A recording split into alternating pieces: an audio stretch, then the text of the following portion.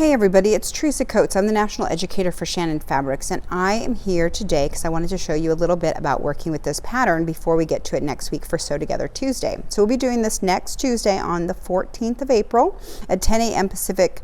The first thing you're going to need to do is to print out this pattern or to find it. You can find it sometimes in your local shops, so give them a call and see if they've got it. If not, you can download it from the website, which is funkyfriendsfactory.com. So you just need to look for this little elephant pattern, okay? So you're gonna need to print this out if you are getting it from the website. If you're doing it yourself, if you have the pattern, you can copy it and enlarge it on your home printer. If you are printing out the PDF version of it, you're gonna need to print out it in 120%. So I just wanted to show you how I do this on mine. So what I do is I go to poster, and I'm able to make it at 120%. It has a slight overlap, and then make sure that you're only printing out the pattern pages, which are 7 through 13. The other pages you just need it at 100%, and you don't need to upsize them. If you want to do this larger, you totally can. I just recommend at least 120%, okay? The only thing it will change is how big your eyes need to be and how much fabric you'll need, but it won't change it greatly, okay? So print that out. You're going to print out all of your pages here. So I've got all of my instructions are here. So I'm going to set those to the side because we're going to use those later. Okay, and then you're going to get your pages that are printed out like this, and they're tiled. All right, so you're going to have to go through and cut all of these out and tape them together. Okay, I've got some tape here, so I'm just going to tape these guys together, and then I'll cut them out, and then I'll trace them. Okay. So I'm going to show you how we do this. I can see through the pages here. I'm just going to get them to kind of butt up to each other. It has a 0.05 overlap, which is so small. I don't know what that is. Okay. So I'm going to tape those together, and then I'll cut this out. Okay. You'll notice that this one here says join here before cutting out.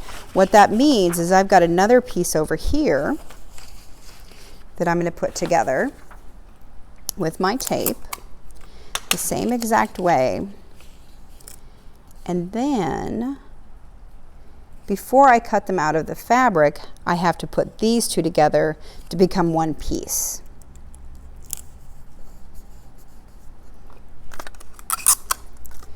Okay, so this will become one. I need scissors. We don't have any paper scissors. Forgot my paper scissors, guys. Okay, I'll just use these guys. Okay, so what we're gonna do is I'm gonna come right along here, and I'm gonna cut up here. I'm gonna show you how I join these guys. Okay. I'm gonna cut along this line.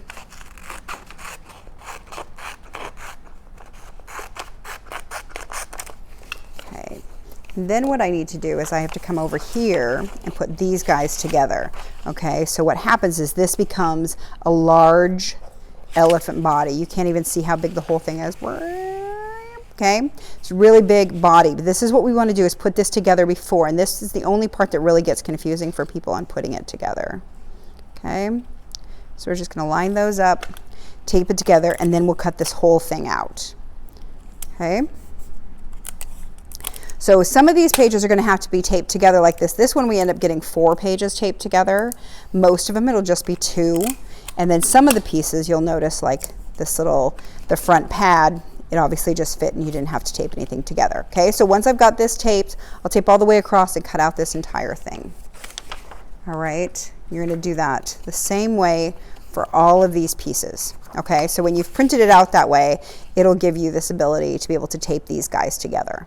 All right, if you want to make these a little bit stronger, you can put, I put packing tape over them, and then I cut them out, and that gives them a little bit more stability because we're going to trace around all of them.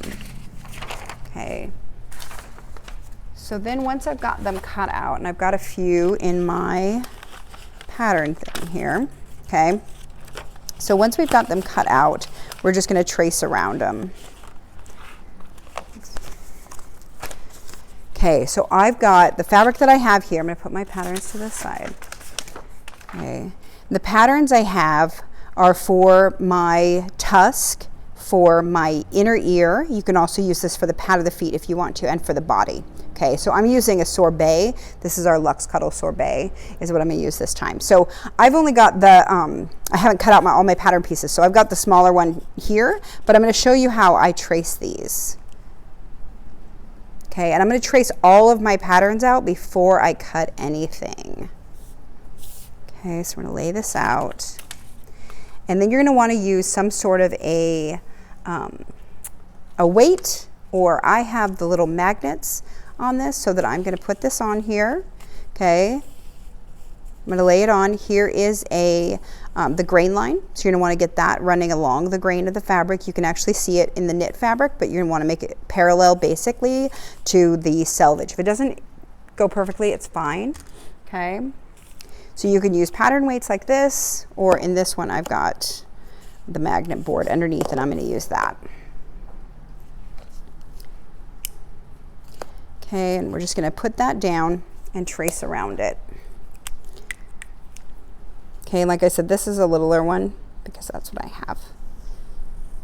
Okay, you'll notice that I wrote 100% on it. You'll want to do that with yours and write 120% if that's what you make it large enough to, because you'll want to be able to have it larger and to know that it's larger. So I always try to mark them.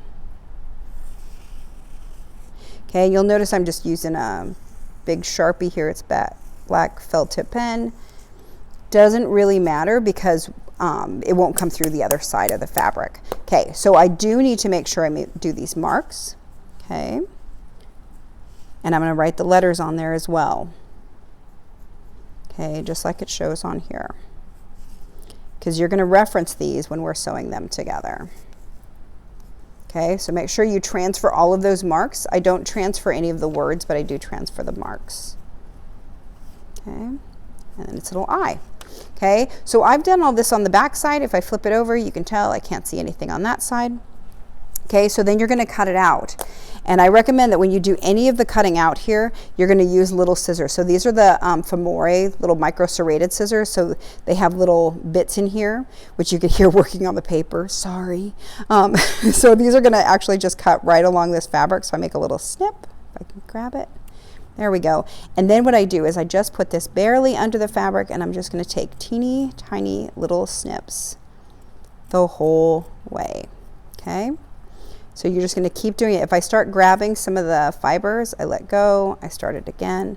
Okay, depending on how your fabric is, how the nap is, it will grab it differently. So just work with it slowly but surely. You're going to do the whole way around. You will cut these little bitty snips, and you'll have less mess. It'll be easier to deal with. Okay, that's all you're going to do. The Cuddle 3 pieces. So if you have used a Cuddle 3 for the ear or for the tusks, you can use your rotary cutter with that, or just regular scissors, but do the same thing, trace them and then cut them out. You can also use cotton for these 2 pieces if you don't have enough Cuddle. So that's what you're going to need to do. Have everything cut out, ready to go for next Tuesday, and we will sew these guys up, and you'll have the cutest little elephants. All right, see you guys then. Bye.